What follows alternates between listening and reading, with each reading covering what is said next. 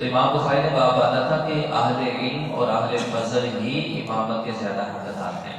جس کو اللہ تعالیٰ نے فضیلت دی ہے، جس کو اللہ نے علم دیا ہے، اس کو ہی امامت کروانے کا سب سے زیادہ حق موجود ہے. اور مسئلہ بھی یہی ہے کہ اولا تو امام مقرر ہوتا ہے، تو جو امام مقرر کیا جائے وہ بھی کوشش کر کے اہل علم اور اہل فضل اس کو امام مقرر کیا جائے.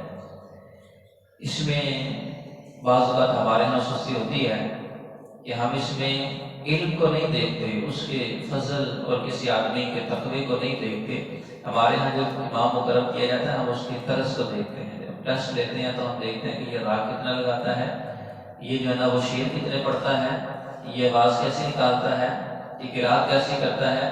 وہ جو اصل چیز ہے اس کی طرف ہماری توجہ ہی نہیں ہے. اہل علم اور اہل فضل امامت کا سب سے زیادہ حقدار ہے. علم کو دیکھنا چاہیے، اس کے فضل کو، پرہیزگاری کو دیکھنا چاہیے.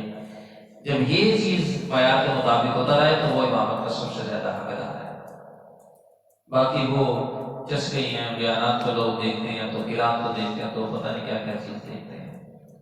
اور پھر امام اگر مقرر ہے تو امام موجود نہیں ہے، اس وقت سارے مقتدی نمازی موجود ہیں تو سب نمازیوں کے اندر اس بندے کو امامت کے اوپر کھڑا کیا جائے کہ جو علم کے اندر زیادہ ہے اور جو فضل کے اندر زیادہ ہے، تقوی کے اندر، پرہیزگاری میں زیادہ ہے.